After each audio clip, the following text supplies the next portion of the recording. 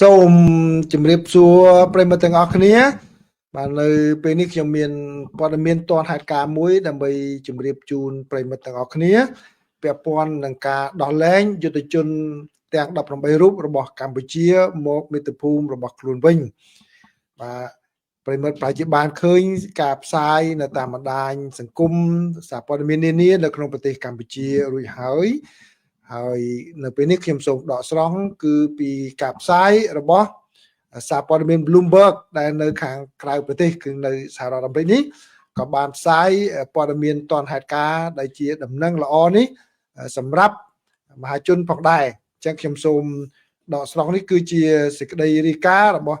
សារព័ត៌មាន Bloomberg ក៏ដាក់ចំណងជើងថាប្រទេសថៃដោះលែងឆ្លើយសឹកទាំង18នាក់របស់កម្ពុជាprisoner of war នោះគឺបបប្រតាអ្នកទោសសង្គ្រាមឬក៏ឆ្លើយសឹកអញ្ចឹងណាបាទក្នុងគណៈពេលដែលបាត់ជុំបាញ់គ្នានៅតាមបណ្ដោយព្រំដែននៅមានប្រសិទ្ធភាពបាទនេះគឺជាចំណងជើងរបស់ Bloomberg បាទខ្ញុំសូមហើយមុននឹងខ្ញុំជួលបង្ហាញនៅអត្ថបទថាតើ Bloomberg រាយការណ៍យ៉ាងណាខ្ញុំសូមអនុញ្ញាតចាក់ផ្សាយនៅវីដេអូមួយដែលខាងសារព័ត៌មានដើម7បាទ DPA គាត់បានផ្សាយអញ្ចឹងជូនរូបភាពនេះឲ្យប្រិយមិត្តបានឃើញសម្រាប់ប្រិយមិត្តណាដែលមិនទាន់បានឃើញវីដេអូហ្នឹងនេះគឺជាទស្សនវិជ្ជាដែលពលប្រជាពលរដ្ឋកម្ពុជាស្វាគមន៍វីរបុរសរបស់កម្ពុជាទាំង18រូបហើយក៏បានថៃដោះលែងមកវិញក្រោយពីខ្លួនតាំងពីខែកដានៅពេលដែលមានការប្រយុទ្ធគ្នាជាលើកដំបូងហើយដោយសារតែមានបទជុំបាញ់គ្នាចូលជាធរមានហើយនោះគឺពួកអស់លោកគាត់មានការធ្វើប្រហែសពួកឲ្យថៃលេងបិចហើយចាប់គាត់យកធ្វើជាចំណាប់ខ្មាំងបានបាទនេះគឺជាសារព័ត៌មានខាងដើម7ក៏បានផ្សាយណាហើយខ្ញុំសូមអនុញ្ញាតយកមកជម្រាបជូនប្រិមិត្តបន្តិចដកស្រង់ពីរបស់ដើម7មកជម្រាបជូនប្រិមិត្តពីព្រោះខ្ញុំមិនបានរកវីដេអូឃើញនៅប្រភពណាផ្សេងភ្លាមដូច្នេះខ្ញុំសូមយកឥឡូវនេះអត្ថបទរបស់ខាង Bloomberg វិញម្ដងណាតើនៅសារព័ត៌មានអន្តរជាតិគេមានការជំរាបសួរបងប្អូនជនយ៉ាងណាដែរចំពោះការដោះលែងយុទ្ធជនក្លាហានទាំង18រូបរបស់កម្ពុជានៅពេលនេះតាមរយៈកម្មវិធីព្យាបាលតាមសេចក្តីរាយការណ៍របស់ Bloomberg បានរាយការណ៍ថាប្រទេសថៃនៅថ្ងៃពុធនេះគឺបានធ្វើមាតុភូមិនិវត្តន៍បាទហើយក៏សូមជម្រាបសួរចំនួន18រូបដែលត្រូវបានចាប់ខ្លួនកាលពីខែកក្កដាកន្លងទៅនេះហើយសារព័ត៌មាននេះបានចាត់ទុកថានេះគឺជាសញ្ញាមួយក្នុងចំណោម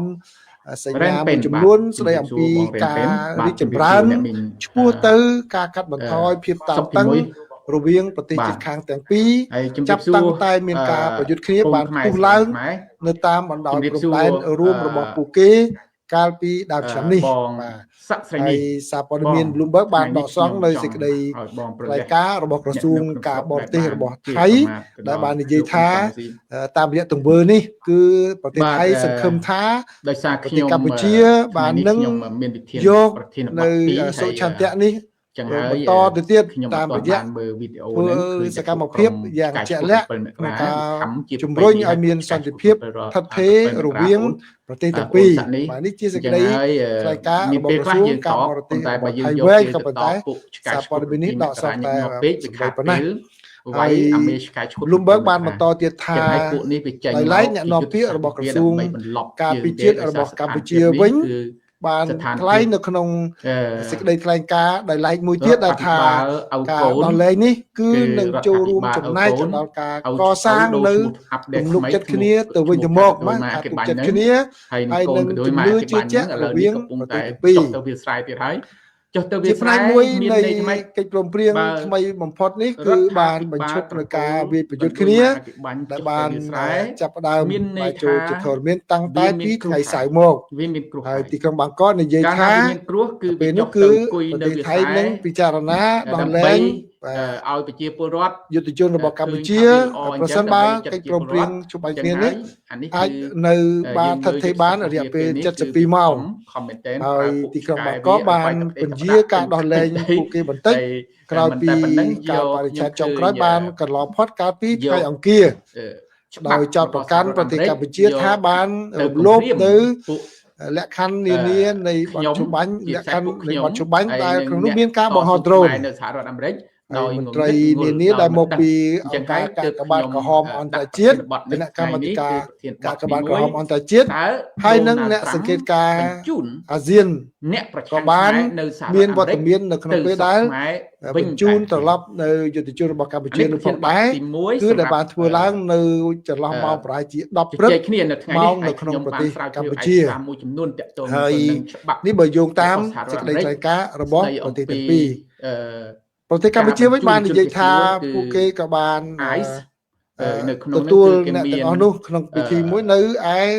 website មួយ ច្រ ឈ្មោះ ព្រំ ថា ICE ហ្នឹងគឺ ឆ្លងកាត់ព្រំដែនព្រំ ហៅ នៅ ថា ក្នុងខេត្ត US បៃលិនបាទដែល Immigration ជាប់ជាមួយនឹងខាង Immigration ថៃនៅក្នុងខេត្ត and ចន្ទ Custom បុរី Enforcement ហើយសារព័ត៌មាននេះបាន US បញ្ជូនជា ដំណើរដើមតងឬក៏ជាសារបានដែលថាការចាប់ខ្លួន Enforcement យុទ្ធជនទាំង គឺជា 18រូបនេះគឺបានធ្វើឡើង គេហៅ ពី ថា ខែកក្កដា ផ្នែកមួយ ពេលដែល នៃ មាន រដ្ឋបាលរបស់ បានចូលជា សហរដ្ឋអាមេរិក ព័ត៌មានបន្តិច ស្ដីពី បាទអញ្ចឹងសូម្បីតែ ជនភៀសខ្លួន សារព័ត៌មាន គោ ខា ល ង Bloomberg ក៏បាន គឺ ទទួលស្គាល់ថា ច្បាប់ទៅលើ ការចាប់ខ្លួន អឺ យុទ្ធជនរបស់កម្ពុជា ជនភៀស គឺ ខ្លួន ធ្វើឡើង ហើយ ក្រោយ គោល ពីបាទ អញ្ចឹង ក្រោយពី បងប្អូន កិ ជន ច្ច ជាតិ ព្រមព្រៀងជប់បាញ់ចូលជាធរមាន ខ្ញុំ គឺ បាន មិនមែន ស្រាវជ្រាវនៅ ចាប់ website នៅ នេះ ក្នុង ហើយ ពេលដែល